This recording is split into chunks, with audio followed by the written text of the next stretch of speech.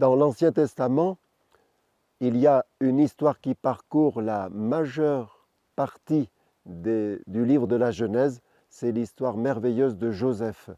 Joseph, l'arrière-petit-fils d'Abraham, Joseph, fils de Jacob, son préféré, et qui est vendu par ses frères. Je reviens sur le dénouement heureux, mais douloureux pour Joseph. Il est devenu premier ministre de Pharaon et il reconnaît dans ceux qui viennent des autres pays pour s'approvisionner en blé parce que c'est la misère chez eux, il reconnaît ses frères. Évidemment, eux ne le reconnaissent pas et il comprend même qu'ils l'ont oublié, qu'ils sont dans le déni. Alors Joseph va devoir se montrer sévère, va devoir prendre beaucoup sur lui pour les amener à se rappeler et arriver à ce qu'on appelle la contrition parfaite. Et oui, nous sommes souvent comme les frères de Joseph, nous avons le regret un peu facile. Je pense à cette histoire que racontait le père Binet, prêtre de Dijon. Il était à ce moment-là, entre autres, aumônier de la prison de Dijon. Et cet après-midi-là, il avait écouté longuement un prisonnier condamné pour une lourde peine. Quand il pense que le prisonnier est arrivé au bout du récit de son histoire, il lui dit « Et vous regrettez ?» Et le prisonnier lui dit « Oh oui, je regrette, c'était le bon temps. » Son regret était vraiment très très léger, peut-être un peu comme dans ce sketch de Fernand Reynaud, le comique dont on ne parle plus beaucoup mais qui a eu son heure de gloire. Ça se passe dans un avion et le commandant de bord vient d'annoncer que l'avion est en perdition.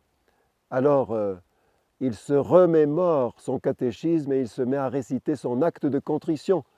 Acte de contrition, mon Dieu, je regrette d'être monté dans cet avion. En Haute-Loire, nous nous racontons en patois, mais je vais vous la raconter en français, cette histoire de deux frères célibataires qui continuaient la ferme familiale située à 6 km d'Yssingeaux. Ce samedi-là, c'était samedi saint, ils étaient descendus à l'église du village dans l'idée de faire leur Pâques le lendemain. Ce n'étaient pas des bavards. Quand ils reviennent, quand ils remontent à la ferme, il se passe bien 2-3 kilomètres sans parole. Et puis, finalement, l'un des deux dit « En arrivant, il nous faudra atteler les bœufs. » « Pourquoi tu veux atteler les bœufs ?»« Eh bien, pour rendre l'arbre qu'on a volé dans le bois du voisin. Parce que quand je me suis confessé, j'ai dit « J'ai volé un arbre. » Et le père m'a dit « Mais il était gros cet arbre. » Alors j'ai ouvert mes bras et par la grille du confessionnal, il a vu le diamètre. Et il m'a dit « Ah ben, il était très gros. Je ne peux pas vous donner l'absolution si vous ne me promettez pas que vous le rendez. Alors j'ai promis, il faut le rendre. Mais dis donc, toi, si tu t'étonnes qu'il faille rendre l'arbre, c'est que tu t'es pas confessé. Et si, je me suis bien confessé. Oui, mais alors tu n'as pas dit ce péché. Et si, je l'ai bien dit. Et quand le curé m'a dit, mais il était gros cet arbre, oh, je lui ai fait voir à peu près comme ça. Je l'ai fait passer par la pointe. Oui, nous serons toujours très habiles à présenter nos péchés à notre avantage ou à nous victimiser même, à amoindrir notre responsabilité. On raconte aussi que quelqu'un se confessait d'avoir volé une corde. Et le père curé, pour évaluer l'importance du péché, lui dit « Elle était longue cette corde ?» Oh, à peine 1,50 m. Bon, ce n'était pas une longue corde. Et elle était neuve. Oh non, elle était vieille. Ah oui, ben, ce n'est pas un très gros péché. Oui, mais mon père, ça m'ennuie quand même. J'ai volé cette corde, ça m'ennuie. Mais enfin, qu'est-ce qui vous ennuie tellement? Eh bien, c'est-à-dire que au bout de la corde, il y avait une vache. Oui, voilà, si le prêtre vous questionne un peu, ça n'est pas par curiosité, mais c'est pour aider à identifier vraiment le péché pour en être vraiment libéré. Alors on pourrait dire que, de même que Joseph a permis à ses frères de prendre conscience de leur péché, de mûrir leur contrition, nous avons comme ça une palette de regrets. Je dirais d'abord le noir, c'est le sentiment de culpabilité. On se mord, on se remord, on se re-remord. C'est le remords de Judas. Judas s'est repenti quand il s'est rendu compte qu'il avait versé le sang d'un juste. Il est allé rendre l'argent qu'on lui avait donné pour sa trahison, mais il est allé se pendre.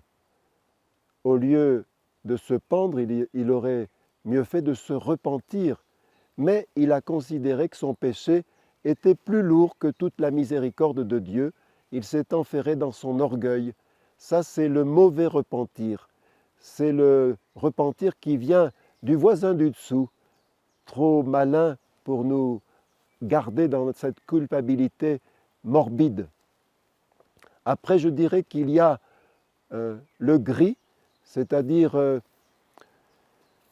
on regrette, mais vraiment du bout des lèvres. On m'a raconté l'histoire de cet homme célèbre qui avait été condamné par le juge à présenter ses excuses à celui qui l'avait offensé.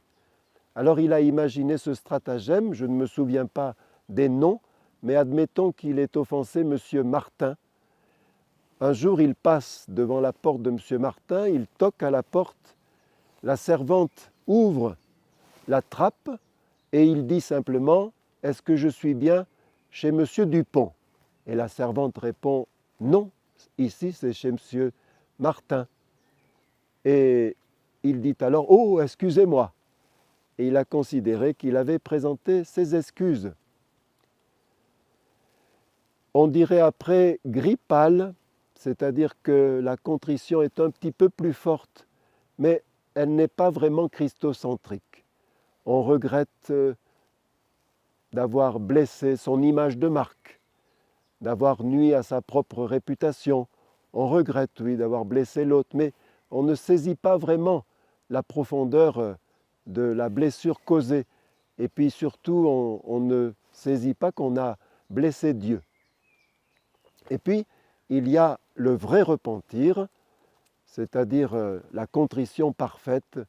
Je regrette vraiment, sans m'excuser, sans me victimiser, sans présenter de circonstances vraiment atténuantes. Au fond, comme on dit, verser une larme ou verser des larmes de crocodile, et puis il y a aussi pleurer comme une madeleine. C'est cela la vraie contrition, qui nous ouvre à l'amour de Dieu. Et je termine par une enfandise, vous savez, de ces petits mots d'enfant qu'on savoure comme une gourmandise, parce qu'ils nous disent en très peu de mots ce qui nous est donné. Cette petite fille avait été préparée à sa première confession. Vous voyez, c'est le genre de petite fille qui veut tout faire bien comme il faut. Elle avait bien écouté la présentation, elle avait essayé de bien mémoriser. Seulement, une fois arrivée devant le prêtre, cet adulte, c'est impressionnant. Alors, elle a fait une petite erreur savoureuse.